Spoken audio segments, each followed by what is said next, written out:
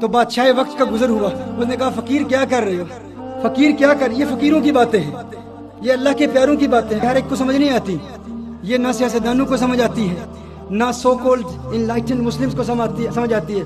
تو اس نے کہا کیا بنا رہے ہو؟ اس نے کہا جنت میں محلات بنا رہا ہوں، جنت میں محلات بنا رہا ہوں، پیلسز ان جنہ، ہم بلڈنگ پیلسز ان جنہ۔ تو اس نے کہا اچھا یہ بیچتے ہو؟ اس نے کہا بیچتا ہوں۔ اس نے کہا کتنے کے؟ اس نے کہا 10 درہم کے، 10 پاؤنڈز کے بیچتا ہوں۔ اس نے کہا اچھا بڑی بات ہے۔ اچھا گزر گیا کہ ٹھیک ہے اپنی مستی میں فقیر لگا ہوا ہے، اب اس کے پیچھے اس کی ملکہ، اس کا بھی گزر ہوا، ملکہ زبیدہ، اس کا گزر ہوا۔ تو اس نے کہا بہلول کیا کر رہے ہو؟ اس نے کہا جنت کے محلات بنا رہا ہوں، جنت میں محلات بنا رہا ہوں۔ اس نے کہا بیچتے ہو؟ اس نے کہا بیچتا ہوں۔ کتنے کے؟ 10 درہم کے، 10 پاؤنڈز کے بیچتا ہوں۔ اس نے کہا ٹھیک ہے میں تمہیں 10 پاؤنڈ دیتی ہوں، 10 درہم دیتی ہوں، میرے لیے ایک مال دے دو۔ اس نے کہا ٹھیک ہے۔ اس نے وہ 10 درہم لیے اور دجلہ میں پھینک دیے۔ فقیر ایسے ہی ہوتے ہیں اللہ والے، ان کو پیسے سے کوئی تعلق تو نہیں ہوتا، یہ تو ایک بہانہ ہی ہے کسی کو ٹیسٹ کرنا، اس کا امتحان لینا۔ پیسے سے محبت نہیں ہوتی انہیں، نہ ہی وہ پیسے لیتے ہیں، نہ ہی پیسے کے لیے کچھ کرتے ہیں، وہ اللہ کی رضا کے لیے کرتے ہیں۔ پیسے کے ساتھ دین کو بیچ رہا ہو، اس کا دین کے ساتھ کیا تعلق ہے؟ اسی لیے تو لوگ حق نہیں نہ بولتے۔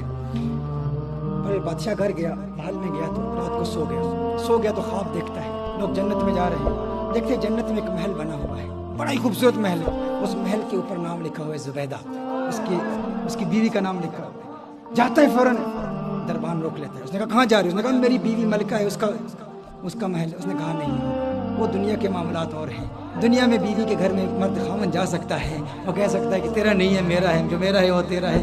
آخرت کے سودے مختلف ہیں، آخرت میں جانے کی اجازت نہیں ہے، یہ اسی کو ملتا ہے جو اس کی قیمت ادا کرتا ہے۔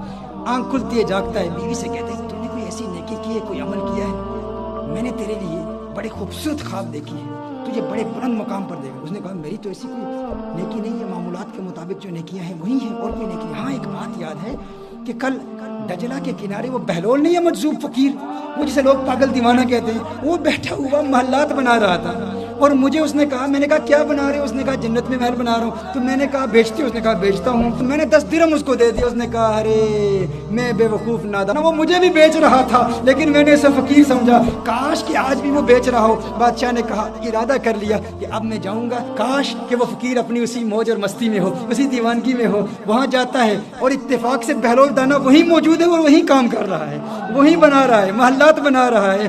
پوچھا فقیر بہلول کیا کر رہے ہو؟ کہا جنت کے محلات بنا رہا ہوں۔ کہا بیچتے ہو؟ کہاں بیچتا ہوں۔ تو وہ اپنے جیب میں ہاتھ ڈالتا ہے 10 درہم نکالنے کے لیے، ابھی نکال ہی رہا ہوتا ہے تو پوچھتا ہے کتنے کے ہیں؟ اس نے کہا آدھی سلطنت، ہاف آف یور کنگڈم، آدھی سلطنت، آدھی سے۔ اس نے کہا اللہ کے بندے کل 10 درہم کے بیچ رہے تھے، آج آدھی سلطنت۔ اس نے کہا کل تم نے دیکھا نہیں تھا نا، آج دیکھ کے آئے ہو۔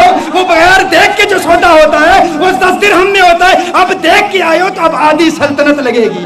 میرے دوستو یہی پیغام پہنچانا چاہتا ہوں، جس نے دیکھا نہیں نا، حضور کو دیکھا نہیں، اس کا بھی مقام بہت بلند و بالا ہے۔ اسی کے لیے حضور اکرم صلی اللہ علیہ وآلہ وسلم نے ارشاد فرمایا تھا اے صحابہ تمہارے نزدیک سب سے عجیب ایمان کس کا ہے؟ تو صحابہ نے کہا یا رسول اللہ صلی اللہ علیہ وسلم سب سے عجیب ایمان تو ملائکہ کا ہے، فرشتوں کا ہے۔ میرے آقا صلی اللہ علیہ وسلم ارشاد فرمایا تو اللہ کو دیکھتے ہیں۔ کہا پھر انبیاء کا ہے، انبیاء کا ایمان سب سے اعلیٰ، سب سے عرفہ، سب سے بلند و بالا۔ لیکن میرے آقا صلی اللہ علیہ وسلم جس نقطے کی طرف اشارہ کر رہے ہیں وہ نقطہ کیا ہے؟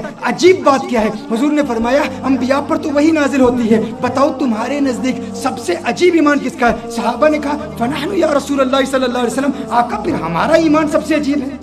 حضور نے ارشاد فرمایا تم تو میرے چہرہ والضحیٰ کو دیکھتے ہو، تم تو مجھے دیکھتے ہو۔ کہا پھر یا رسول اللہ صلی اللہ علیہ وسلم آپ خود ارشاد فرما دیں۔ اب آقا کی حدیث کا مفہوم اپنی زبان میں پیش کر رہا ہوں۔ میرے آقا نے ارشاد فرمایا ہے میرے صحابہ ملائکہ کا ایمان بہت بلند، انبیاء کا ایمان بہت عرفہ بہت اعلیٰ، صحابہ کا ایمان بہت عرفہ بہت اعلیٰ، لیکن مجھ محمد کے نزدیک سب سے یونیک ایمان، سب سے عجیب ایمان میرے ان عاشقوں کا ہے جو کبھی مجھے دیکھیں گے بھی نہیں اور 1400 سال بعد آ کر میری ایک جھلک دیکھنے کے لیے اپنی جان مال اولاد قربان کرنے کے لیے تیار ہو جائیں گے۔ مجھ محمد کے نزدیک میرے ان عاشقوں کا ایمان سب سے عجیب ایمان ہے۔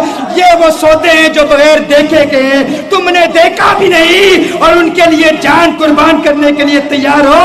تمہارے لیے میرے آقا نے ارشاد فرمایا तूबा लिमन रआनी व आमन बी, अरे मुबारक हो उनको जिन्होंने मुझे देखा और मुझ पर ईमान लाए, और तूबा सबअ मर्रात, और साथ साथ मुबारक हो मेरे उन आशिकों को कि जिन्होंने मुझे देखा भी नहीं और मेरे दीवाने हो गए।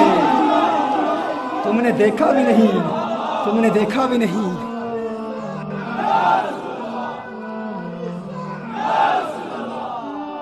तुमने देखा भी नहीं और तुम उनके दीवाने हो गए।